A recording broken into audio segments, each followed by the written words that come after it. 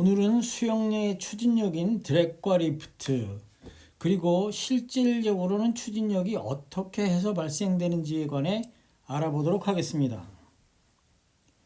수영을 하면서 내가 어떻게 해야 앞으로 잘 나가고 어떻게 하면 앞으로 잘 나가지 않는가를 완전하게 이해만 할 수 있다면 수영을 지도하고 또한 연습하면서 원하는 영법을 만들고 또한 자신에게 적합한 기술을 적용하고 구사할 수 있는 것이 자유로워질 것입니다. 즉, 원하는 추진력을 얻기 위해서는 자신의 몸과 팔, 다리를 어떻게 움직이는 것이 가장 효율적인가를 확인하고 구사할 수 있게 될 것입니다. 그러나 만약 이 기본적인 이론을 이해하지 못한다면 실제로 제대로 하고 있어도 내가 제대로 하고 있는지를 구분하지 못할 것입니다.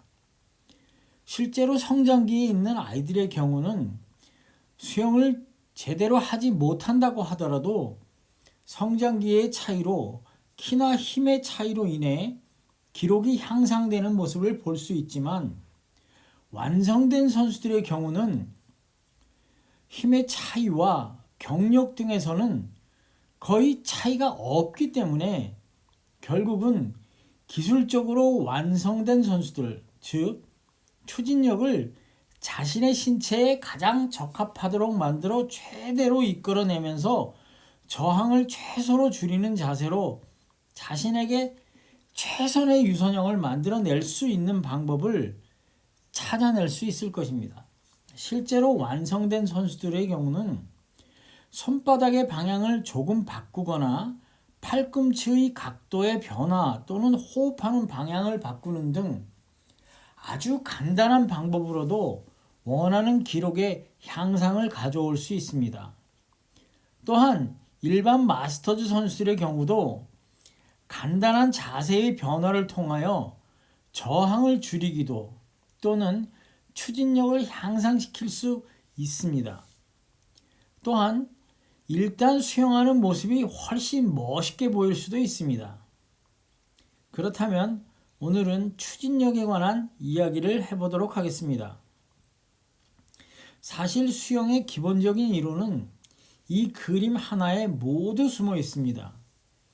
여기 열거된 양력, 추력, 항력, 그리고 중력에 대한 이해를 확실하게 한다면 수영의 추진력에 관한 모든 것을 이해할 수 있으며 또한 저항에 관해서도 상당 부분 이해할 수 있습니다.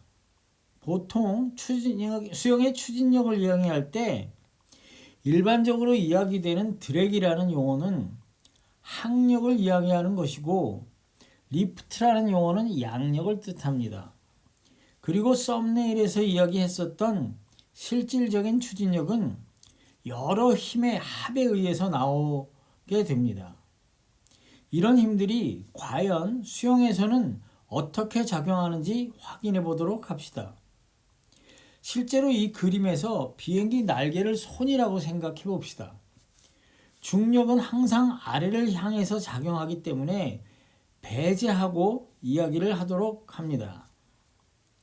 추력은 힘을 써서 움직이는 방향을 이야기합니다.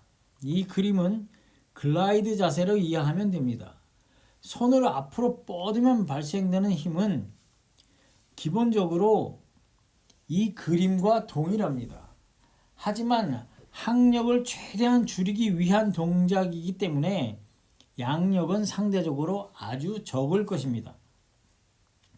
이 사진에서는 글라이드 동작에서 캐치 동작까지 손과 팔이 움직였고 그 움직이는 힘을 추력, 즉 스트러스트라고 한다면 그에 상반되는 힘인 항력, 즉 드랙은 추력과 반대로 작용하는 힘이기 때문에 손의 움직임과는 반대 방향으로 작용합니다.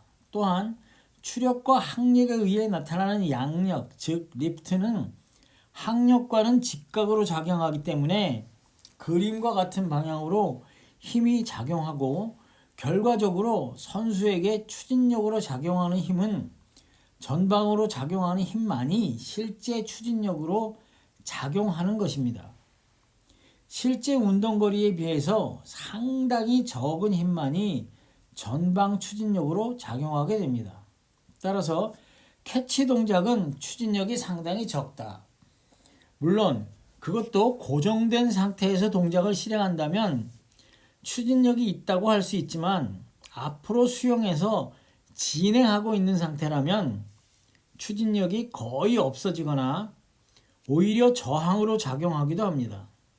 따라서 캐치 동작에서의 저항을 줄이기 위해서는 최대한 간결하고 빠르게 실시하는 것이 좋을 것입니다. 그 경우도 단거리는 속도가 상대적으로 빠르기 때문에 캐치 동작도 상당히 빠르게 해야 할 것이고, 장거리는 상대적으로 속도가 늦기 때문에 캐치 동작이 조금은 늦어도 괜찮을 것입니다. 그렇기 때문에 장거리의 캐치 동작이 조금 더 정확하게 이루어질 수 있는 것입니다. 이것은 단거리, 중거리, 장거리 선수들의 수중 영상을 확인해 보면 쉽게 알 수 있을 것입니다. 캐치 동작에서 푸시 동작까지는 손을 뒤로 미는 추력과 이에 반하는 항력이 존재하고, 물론 양력도 같이 존재하기는 하지만 움직임이 거의 뒤로만 움직이기 때문에 항력, 즉 드래기 추진력의 대부분을 차지하고 있습니다. 이 부분에서 하는 동작에 따라서 추진력의 피크가 2회 발생되는 에스풀 패턴이 있고, 거의 일자로 뒤로 당기고 미는 형태인 추진력 피크가 1회 발생되는 형태가 있습니다. 즉 상하 좌우의 움직임이 상대적으로 크게 움직이느냐 아니면 거의 없느냐에 따른 차이입니다. 자유형 단거리와 장거리 선수들 간에도 차이도 없는 편이어서 어떤 형태를 사용해도 좋습니다. 단거리에서도 투피크 영법과 원피크 영법을 사용하기도 하고, 장거리에서도 또한 투피크와 원피크 영법을 공히 사용하고 있기 때문입니다. 마지막 피니시 동작에서는 손의 이동 방향이 대각선 위를 향하게 됩니다.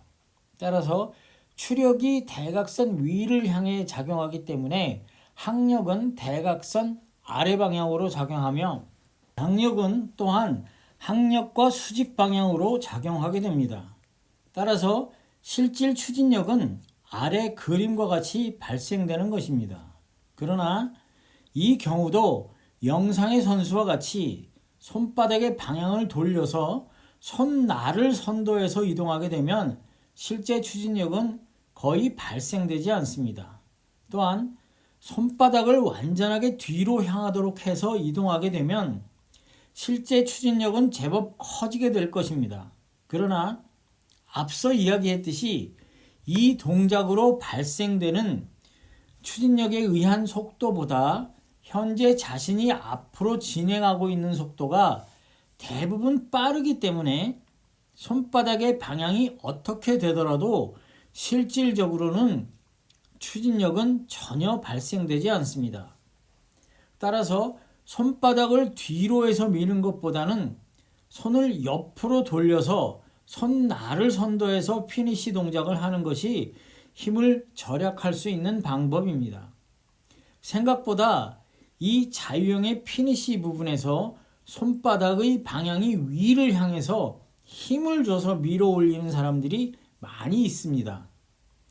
이럴 경우는 손바닥으로 물을 밀기 때문에 항력이 수영장 바닥을 향해서 발생되고, 양력 또한 거의 발생되지 않기 때문에 힘은 많이 들지만 추진력을 없기 때문에 쓸데없는 추가적인 힘이 들어갈 뿐입니다. 따라서 이 동작은 반드시 교정해야만 하는 부분입니다. 물론 모든 동작은 입체적으로 이루어지기 때문에 입체적으로 생각을 해야만 합니다. 추진력 또한 2차원적이지는 않고 3차원적인 공간에서 이루어지기 때문에 사실은 지금 영상보다는 조금 복잡하지만 지금과 같이 간단하게 생각을 하기만 하더라도 기본적인 동작의 교정은 이루어질 수 있을 것이라 생각됩니다. 다음 시간에는 자유형의 동작 변화에 따른 추진력의 변화에 대한 이야기를 해보고자 합니다. 감사합니다.